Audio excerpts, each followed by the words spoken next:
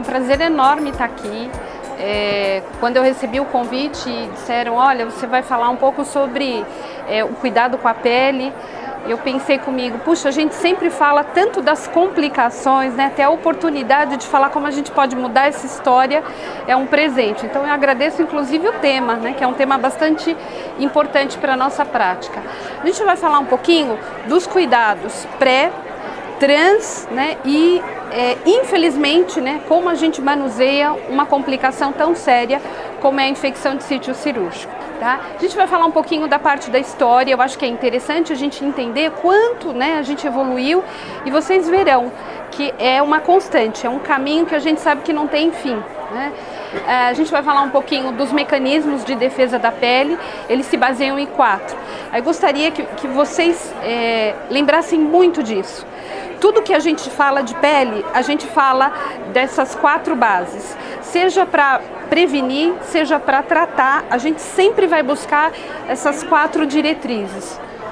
A gente vai falar um pouquinho sobre alguns índices, né, algumas contextualizações em relação à infecção de sítio cirúrgico e depois, né, de fato, como é que a Organização Mundial de Saúde, a Anvisa, né, e até a própria SOBEC vem trabalhando isso.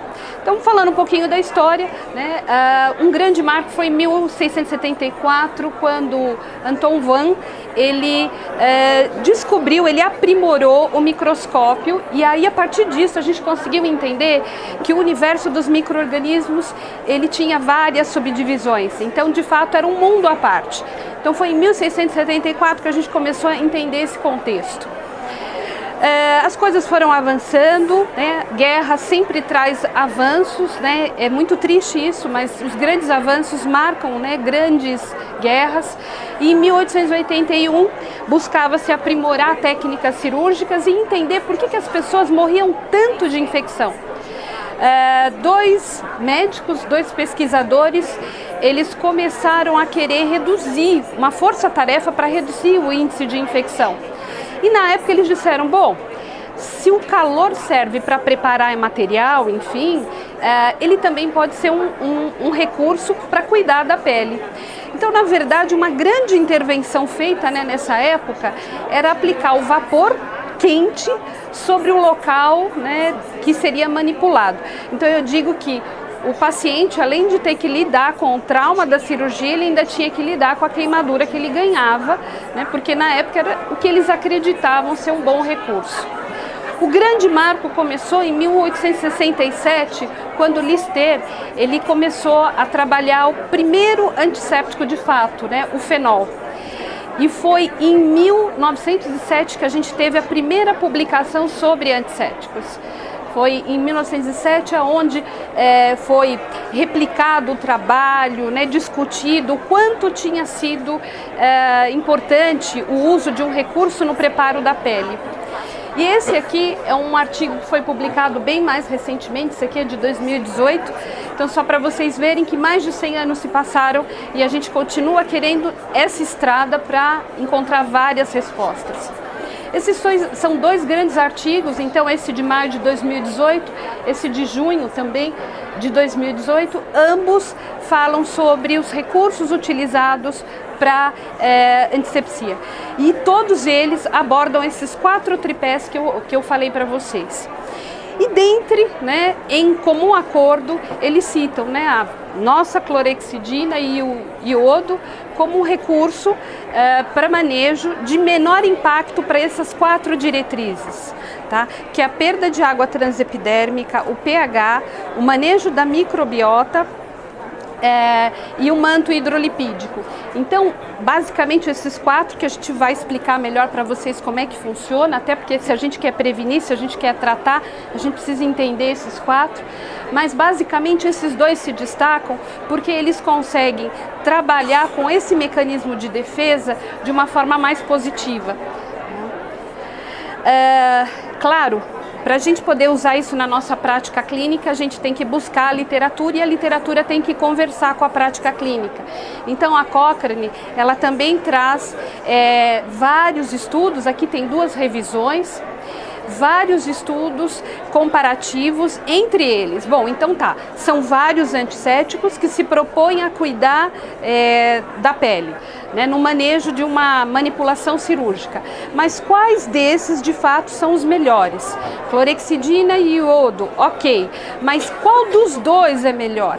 Então eles começaram a fazer estudos comparativos, né, para ver qual tinha melhor performance, e todos esses estudos comparativos, inclusive estudos randomizados, aqui ó, esse aqui, eles chegam à conclusão que os dois têm o mesmo comportamento, não é um é melhor, o outro é melhor, os dois de fato eles chegam aonde a gente precisa.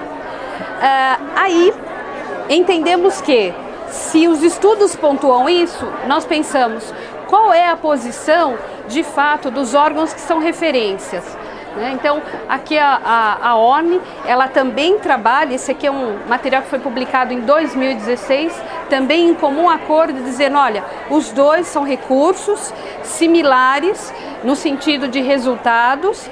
A Organização Mundial de Saúde, quando ela fala de práticas, né, de boas práticas em relação ao manejo da pele, ela também tem esse acordo, e a nossa Anvisa, né, também, o Ministério da Saúde também congrega disso. Então nós entendemos que de todos os antissépticos, de fato os dois, em acordo de literatura e em acordo com os órgãos regulamentadores, são os que a gente utiliza. Aí eu digo às senhoras, mas se esses são os dois e eles se propõem a trabalhar dentro dessas 4 diretrizes de prevenção e manejo da pele, existe algum diferencial? Tem sim, tem algumas coisas que são diferentes entre um e outro, mas o resultado final não é afetado. Por exemplo, sabemos que a clorexidina, quanto mais concentrada, mais efeito bactericida ela vai ter. Então ela tem um efeito bacterostático, ela é capaz de, né, alterar a replicação, mas quanto mais concentrada, ela é capaz de destruir o micro-organismo. Então essa é uma característica muito forte da clorexidina. Porém, quanto mais concentrada, ela começa a colocar em risco aqueles 4 itens que eu falei para as senhoras. Então, por conta disso, a gente tem um pouco de cautela. Em comum acordo, todos eles, a gente sabe que o efeito residual, o manejo da pele, enfim, é em torno de 4 a 6 horas. Então nós pensamos, cirurgias longas, cirurgias de 10, 12 horas, o que acontece com essa pele? Essa pele, infelizmente, nesse período, ela já entrou em processo de recolonização. A gente já sabe, e aí é por isso que cirurgias mais longas têm um risco muito maior, né, mais acentuado, de evoluir para uma infecção. Agora, eu disse às senhoras que todos se baseiam nesses 4 itens. Então, isso vale para prevenção, isso vale para tratamento. Então, quando a gente tem uma complicação da ferida operatória, a gente busca atender esses 4 requisitos aqui, que é a microbiota, o manto hidrolipídico, pH, e aqui é uma sigla americana, mas que significa taxa de perda de água, tá? Então, uma pele mais seca, ela vai ter uma perda de água maior. Um paciente que faz alergia a tudo, é um paciente muito reativo, a pele muito reativa, ele tem uma perda de água maior. Agora, talvez surpresa para algumas, pacientes com problemas de via aérea respiratória. Então, quando a gente vai admitir um paciente no centro cirúrgico, ele vai fazer uma cirurgia e eu verifico na ficha que ele é asmático ou que ele tem sinusite crônica. Então, eu na hora já tenho que entender que isso aqui é um mecanismo para ele que falha. Isto vale para o cliente que a gente recebe, isso vale para a gente se a gente tem esse problema e para todos os familiares, enfim, que a gente encontrar. E, infelizmente, problemas de via aérea superior, de modo geral, via aérea, mas especialmente via aérea superior, né? Então, as sinusites, as rinites, a nossa pele naturalmente é uma pele que tende a ter o quê? Uma perda de água maior. Então, um mecanismo de defesa naturalmente já é abalado. Então, vamos falar desses 4 rapidamente. Então, primeiro, microbiota. Isso aqui é um projeto que foi feito, ele queria entender como eram distribuídos os micro-organismos no nosso corpo. E aí eles detectaram, era para terminar em 2014, ele terminou o ano passado, foi em 2017 que eles de fato encerraram, bateram o martelo com esse projeto. E aí o que eles detectaram? Que quando a gente soma o número de células que compõem o corpo humano e o número de micro-organismos que habitam o corpo humano, a gente tem 10 vezes mais bicho do que células. E aí quando a gente refina isso para a pele, todos esses micro-organismos aqui acometem a pele. E deles, o grande vilão da história são os estafilococos, né? Esse daí de fato é terrível. Quando a gente tem um animal em casa, naturalmente a nossa pele tende a ser colonizada por pseudomonas, tá? Que é um micro-organismo muito presente na flora do animal. Então, cachorro, gato tem esse agente.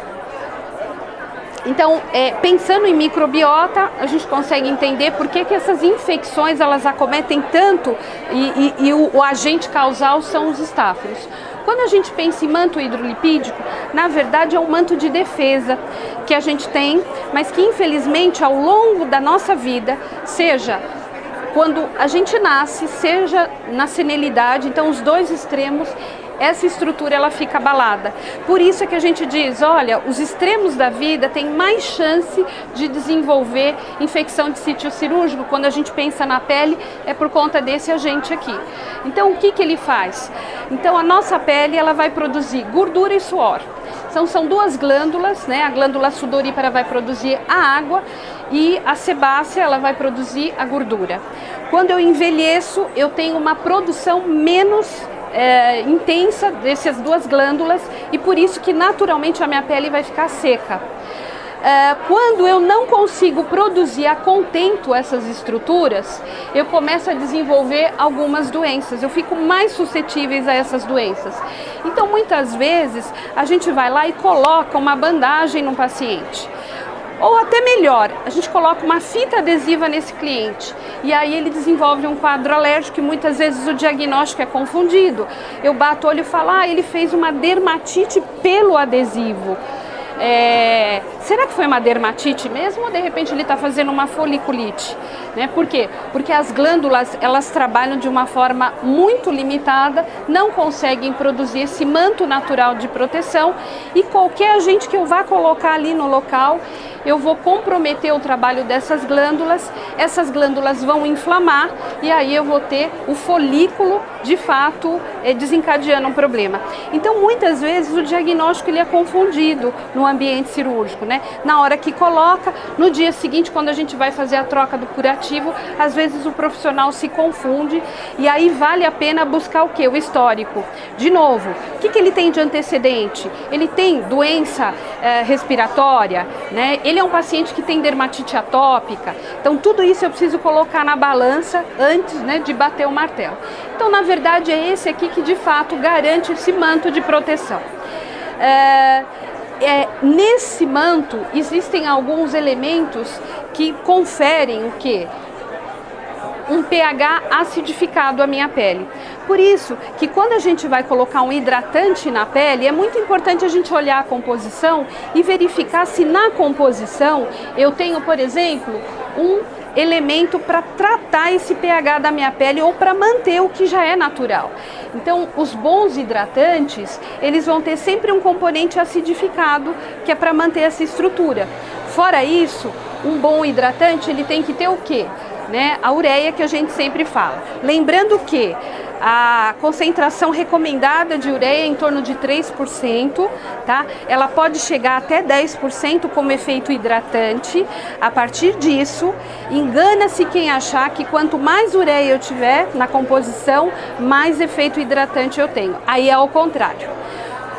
A ureia a partir de 10%, especialmente a 15%, 20%, ela tem um efeito queratolítico, tá? Ela tem um efeito totalmente inverso do que a gente busca. Então precisa tomar bastante cuidado na hora de você ler a bula ou ter aí um recurso manipulado. Ainda pensando nesse manto hidrolipídico, na hora que a gente vai usar o antisséptico lá para poder preparar, eu preciso lembrar, e essa aqui, já adiantando alguns slides, a gente tinha aquele costume de achar que todo cliente tinha que tomar banho antes da cirurgia. E aí veio essa polêmica, toma banho, não toma banho, toma banho. Por que isso, de fato, foi uma dicotomia entre infectologistas e entre dermatologistas? esse aqui é uma das causas. Se eu criar a rotina de todo paciente tomar o banho, inclusive aquelas cirurgias de menor impacto, eu acabo colocando esse cliente, de certa forma, em risco. Por quê? Porque eu estou tirando esse manto natural. Tem pessoas que demoram para poder reconstruir esse manto. Então, se eu uso um agente muito concentrado, né, e a clorexidina, ela a 2% é o que se recomenda para o banho, faz sentido usar onde? Em cirurgias de grande porte. Mas estabelecer como rotina, né, todo cliente, enfim, esse todo a gente precisa tomar cuidado, porque esse recurso natural de defesa, ele acaba sendo comprometido. Tem alguns pacientes, então, idosos e recém-nascidos, principalmente os extremos, né, o bebê pré-termo, ele pode demorar até 14 horas para restabelecer isso. Então eu preciso tomar cuidado com todas essas rotinas que às vezes assolam os serviços, tá? E entender de fato a fisiologia. Então, cirurgias de grande porte, os 3 órgãos, a ORN, a Organização Mundial de Saúde e a Anvisa, eles falam que de fato cirurgias de grande porte, né, o banho faz sentido, mas trazer isso como rotina já é um assunto que requer muita discussão. Lembrar que esse pH é muito valioso. Então o nosso pH ele é em torno de 4, em algumas partes do corpo ele pode chegar até 5,5. E o bebê que nasce, ele acabou de vir ao mundo, recém-nascido, nos primeiros dias a pele dele é neutra. É por isso que essa criança, ela tem reações de pele assim muito intensa. Então, nos primeiros dias, assim, a gente observa que é uma pele mais reativa. Eu aplico um hidratante no recém-nascido e aí ele acaba fazendo processos de hiperemia. Tudo isso, por quê? Porque a pele dele ainda está se adequando, ele está buscando essa estrutura. Pensando numa criança que vai ser submetida a uma intervenção cirúrgica, esse é um dado super importante. Tá? Por quê? Porque se eu usar recursos muito concentrados, eu ainda dificulto mais esse mecanismo de defesa. Tá? Então eu vou aumentar, e pior ainda, eu aumento a taxa de perda de água, que é um assunto que a gente vai falar, né, no próximo slide. Só para fechar, tá? Todos os elementos, clorexidina e o PVPI, né, a base de iodo, eles têm na sua característica essa acidez preservada, tá? Então é por isso que a gente, né, trabalha com esses. A taxa de perda de água, nós aqui, em condição normal, a gente perde de 3 a 6 a cada hora, né, gramas por metro quadrado de superfície corpórea. Quando a gente pega um bebê que nasce pré-termo, ele perde 100. Então, senhoras, vejam como é importante ter todo o cuidado em relação à colocação de uma fita adesiva na pele dessa criança, o cuidado na remoção. Então, assim, é uma pele que já entra numa díspare muito desigual, né? Assim, são 2 momentos muito desiguais. Agora, aquele que nasce de termo, olha só, ele já nasce dentro, né, muito próximo do adulto, tá? Lembrar também que aquele cliente que chega, que ele tem um quadro de dermatite, mas eu preciso olhar isso, eu entendo ser de responsabilidade do enfermeiro do centro cirúrgico zelar pelo cliente naquele período que ele está lá. Então, é importante sim eu verificar o potencial de alergenicidade desse cliente. Por quê? Porque um paciente que tem alergia atópica, ele pode, ao término da cirurgia, né, dependendo da intervenção, do tempo de exposição, ele pode ter a sua pele, áreas do seu corpo altamente irritadas. Né? Por quê? Porque ele está liberando muito essa imunoglobulina, a IgE, né? Ele libera bastante.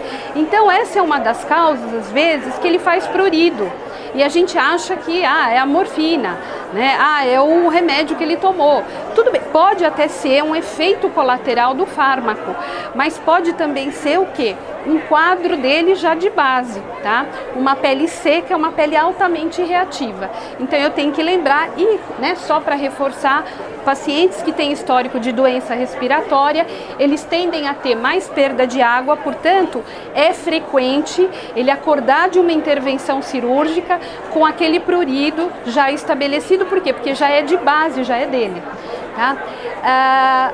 Os 3 órgãos, então, a ONU, a Organização Mundial de Saúde e a Anvisa, ela diz que, pensando em cuidados pré-intervenção, essa clientela a gente deveria abrir um capítulo à parte.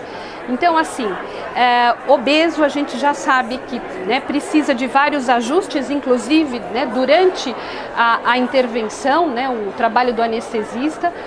O diabético, né, tem esse manejo, o cuidado de fazer uma glicemia pré-intervenção. Aqui não é a realidade do Brasil, né, mas já é recomendação. Pacientes que vão fazer uma cirurgia eletiva, 30 dias antes não fumar, e isso é antes e depois. Eu atendo uma senhora, ela fez uma cirurgia de mama, fuma 2 maços por dia e teve uma complicação da ferida operatória.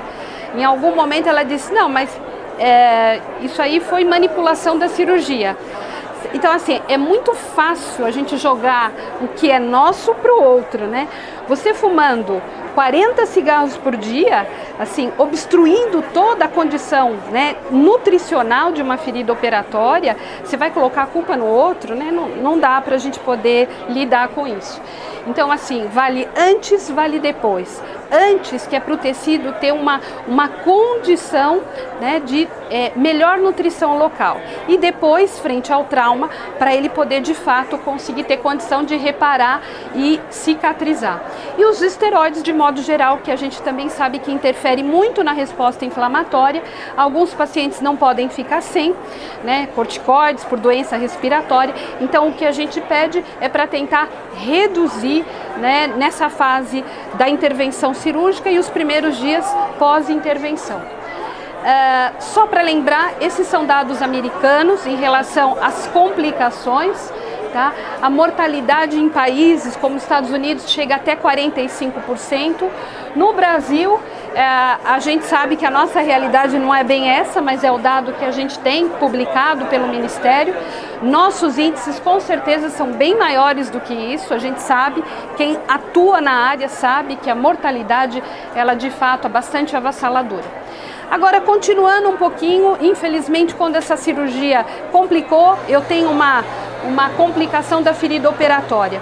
De novo, os grandes marcos ocorrem dos momentos de guerra, os momentos de crise. Na Segunda Grande Guerra Mundial foi um grande avanço na área de antissépticos. A gente começou a viver um avanço muito importante. Vários antissépticos foram utilizados à base de iodo, Daquin, o mercúrio, e naquela época a ideia era colocar a gase seca. Então, assim, tudo ambiente seco. Na década de 60 a gente teve uma dicotomia dizendo que não, que o ambiente tinha que ser úmido.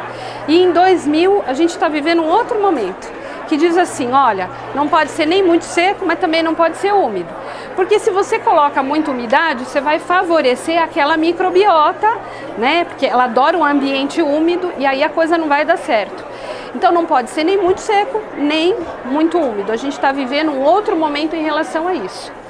Mas o que é importante, quando eu tenho uma ferida operatória que complicou, não é só conhecer os antissépticos que a gente tem para conduzir, mas também entender que na hora de fazer a escolha do tratamento, isso aqui tem que estar na ponta da língua. Hoje, conhecer antissépticos e tratar uma ferida não é suficiente. Eu preciso entender, né, a parte bioquímica do meu cliente frente àquela intervenção tópica. Então, esses exames são importantíssimos.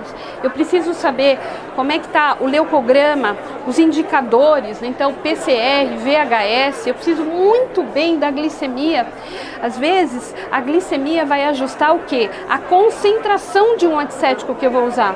Tá? Eu não sei se as senhoras já se depararam com isso, mas às vezes o profissional médico ou às vezes até o colega que trabalha com feridas vai lá no centro cirúrgico para fazer uma troca de curativo e ele fala, aqui eu vou precisar de tal recurso, e a gente fala, não, mas tem um outro, é alternativo. Ele fala, não, eu preciso deste aqui. Ah, mas os dois têm prata, mas eu preciso desta. Mas por quê? Porque ela está mais concentrada. E aí a gente fala, mas por que ele quer algo tão concentrado? Então, muitas vezes é porque ele tem um perfil de exames que exige que ele tenha um agente antisséptico um pouco mais agressivo para conduzir. Pensando nisso, para ajudar os profissionais que atuam, foi criado esse recurso que chama-se TIME, T-I-M-E. Então, todas as vezes que a gente olha uma lesão de pele e a gente vê que tem uma complicação da ferida operatória, a gente lembra desse TIME, que T é tecido, então que tecido eu tenho ali? Eu tenho tecido necrótico, eu tenho tecido viável e de infecção, então está aumentando o quadro exudativo, ele está mais espesso, eu tenho sinais flogísticos no local, M é de umidade, então assim, a produção de exudato está aumentada, o E de bordas, né? Então a pele ao redor. Então esses 4 são, né, os itens para a gente poder conduzir um cuidado local. E quando os antissépticos são produzidos, eles são obrigados a fazer a análise dos 4 itens. Então eu preciso testar um antisséptico, eu preciso saber o quanto ele vai interagir de uma forma positiva ou negativa com o tecido. Eu preciso saber quanto de fato ele vai matar daqueles micro-organismos. Eu preciso saber se esse antisséptico ele é capaz, né, de reduzir aquele quadro de liberação, de produção de exudato. E eu preciso saber se esse antisséptico ele não vai danificar a pele ao redor. Tá? Então, todo antisséptico, quando a gente usa para tratar a ferida, eu já tenho que pensar nesse TIME.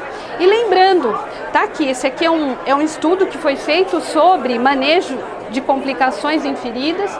E olha os agentes que a gente tem. De novo, ó, Staphylo aureus aqui para pegar pesado, né? Foi desenvolvido um recurso bastante interessante na hora de fazer a higienização de uma ferida operatória, né? Na verdade, para qualquer ferida, entendendo que a ferida, quando ela infecciona, ela vai ter a formação, né? Vai ter o depósito de muitos micro-organismos. Esse aparelho ele funciona como um leitor. Então eu tenho a ferida, eu encosto ele, eu faço a leitura e ele vai corar aonde tem o que? O biofilme, o depósito desses micro-organismos. Então eu sei aonde tem, aí eu faço a limpeza, depois eu pego o mesmo aparelho, coloco para fazer o que? A releitura, para saber se de fato a limpeza que eu fiz funcionou. É um aparelho caro, a gente sabe que nem todos conseguem ter, mas o que o aparelho nos reflete é que toda ferida, quando muito bem higienizada, você consegue ter esse resultado. Então a lição que fica é: toda ferida operatória complicada, eu preciso usar muito soro para higienizar e tenho que ter um momento de fricção nesse leito, tá? Então eu tenho necrose, eu tenho um tecido inviável que está ali, preciso de muito soro e preciso, né, ter um movimento de fricção. Aqui é só para entender, infelizmente hoje a gente vem vivendo um abuso dos antissépticos, né? Então toda ferida ela vai estar num estado de contaminação, ela pode, né, ter o seu momento de colonização, mas daqui para cá nem toda a ferida caminha. Às vezes eu tenho um ponto que rompeu por tensão de sutura, porque o cirurgião ele apertou muito, não é porque o aumento da carga bacteriana foi a causadora do problema. Então a gente precisa ter muito cuidado e não fazer uso dos antissépticos de uma forma muito rotineira, né? Infelizmente a gente vem vivendo isso. Aqui, com condutas bem menos, né, onerosas, a gente consegue também ajudar o paciente a cicatrizar. Esses são vários documentos que a gente, né, trouxe aqui para vocês, todos eles eu tenho disponível, quem tiver interesse depois eu deixo o meu e-mail, posso mandar para vocês, mas eles abordam o quê? As boas práticas em relação a manejo de ferida operatória que complicou. Então, eles trazem aqui que vou usar ringer, vou usar soro, vou usar água destilada. Efetivamente não é o ringer que vai fazer a diferença na higienização, mas o quanto você colocou do líquido ali para fazer a higienização. Então a literatura ela fala que continua sendo um padrão, né, nível B, o soro fisiológico. Você não precisa ter grandes coisas para poder né, trabalhar com isso. Ele fala que o padrão é ter a fricção na higienização. O uso de tensoativos, infelizmente, é muito comum. A ferida complicou, vamos usar a clorexidina 2%. Lembrem-se, a 2% ela tem um efeito altamente bactericida, porém ela vai cobrar de células de defesa, e aí você vai ter o efeito inverso. Então ele coloca muito isso para a gente ter cautela. Ele lembra de todas essas formas de desbridamento, tá? Hoje a gente tem o laser de CO2 que também é usado no ambiente cirúrgico para fazer desbridamento, apesar de ter um custo altíssimo. A radiofrequência e o ultrassom também muito utilizado no ambiente cirúrgico. E os demais, né? Lembrando também, gente, que todos esses que estão com destaque, o correto é ter um termo de consentimento livre e esclarecido do paciente. Eu estou tirando substância, eu estou tirando material biológico do paciente. Eu preciso lembrar disso, tá? Lembrar que esses são os principais antissépticos, são os principais antimicrobianos que a gente tem no mercado. Aqui no Brasil, a gente ainda não tem o mel e o octenidine, né? Ele está em vias aí ainda. Lembrar que os ácidos vêm sendo fortemente estudados. O ácido acético, que estava lá esquecido, ele hoje vem voltando com uma força muito intensa. As revisões bibliográficas estão sendo realizadas e assim tem um efeito muito interessante para pseudomonas, tá? É um ácido que consegue conter o crescimento. Então a gente sabe que esse universo ele vem sendo refeito, né? A história está sendo reconstruída com o uso desses ácidos. Lembrar que um outro momento que a gente está vivendo é trazer a nanotecnologia para esses recursos. Então assim, eu não preciso ter grandes volumes, eu posso ter um volume menor. E aí eu vou encapsular a concentração daquele elemento para que gradativamente ele seja liberado no leito da ferida. É um outro momento que a gente está vivendo. Aqui são as precauções, ó, já tinha mencionado isso para as senhoras.